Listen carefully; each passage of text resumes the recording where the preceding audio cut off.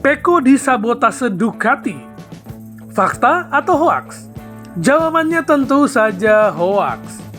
Pecco saat ini digaji 8 juta euro per tahun dan ini sama dengan 160 miliar rupiah dari Ducati.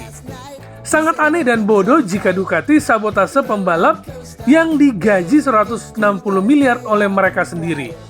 Bahkan saat ini Ducati sementara berusaha membantu Pecco dengan memenuhi semua permintaannya dan memberikan 100% yang terbaik agar Pecco bisa kembali kompetitif. Davide Tardosi berkata, comeback yang solid dari Pecco yang start dari posisi 21 dan berhasil finish di posisi ke-7. Ini membuktikan Pecco mengalami peningkatan. Walaupun ini belum memuaskan Pecco dan kami. Tapi dengan peningkatan ini, teknisi Ducati akan kembali melakukan modifikasi pada Ducati GP25 miliknya dan waktu yang akan menjawabnya. Kami telah mengganti swing arm motornya untuk membantunya mendapatkan cengkeraman yang lebih baik. Kami juga telah mencoba bagian belakang yang sedikit berbeda yang memberi Pecco lebih percaya diri. Kami telah memberikan 100% semua yang dibutuhkan Pecco agar bisa kembali bersaing. Dan ini berhasil membuat Pecco yang start dari posisi 21 berhasil finish di posisi ke-7.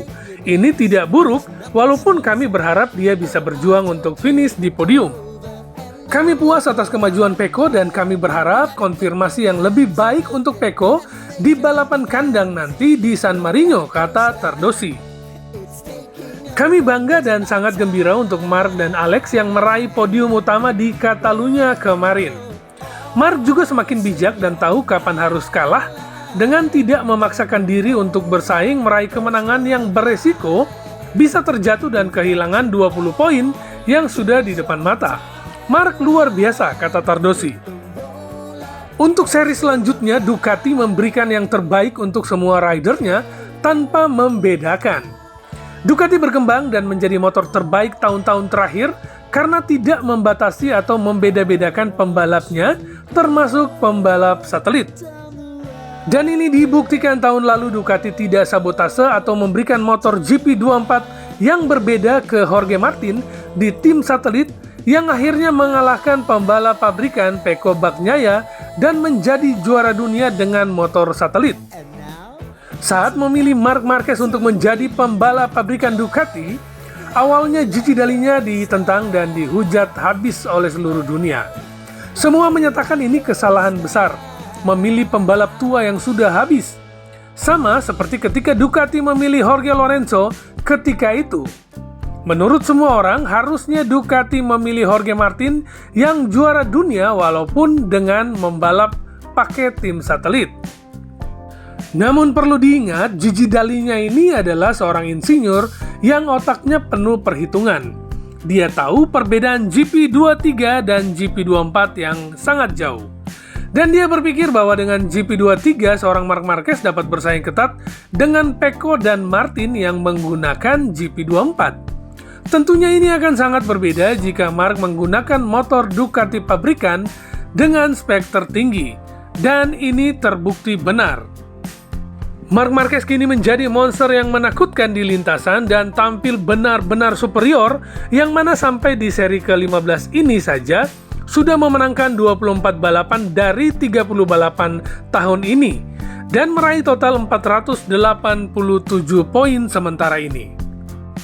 Oke lah, karena ini tentunya Gigi Dall'Igna harus membuktikan dan meyakinkan bahwa Marc Marquez adalah pilihan yang benar dan bisa mengalahkan Pecco Bagnaia. Namun bukan berarti dia harus sabotase motor Pecco. Dia bahkan memberikan yang terbaik 100% permintaan Pecco agar bisa seimbang dan dapat bersaing dengan Marc Marquez.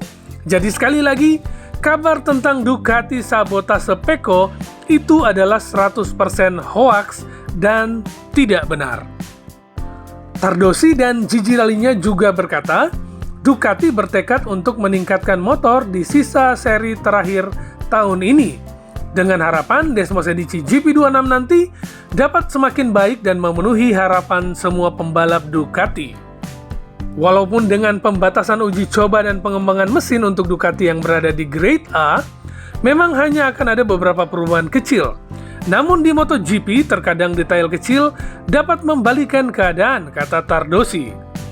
Mengenai pembekuan, itu hanya pada mesin, dan kami dapat melakukan perbaikan pada hal-hal lainnya.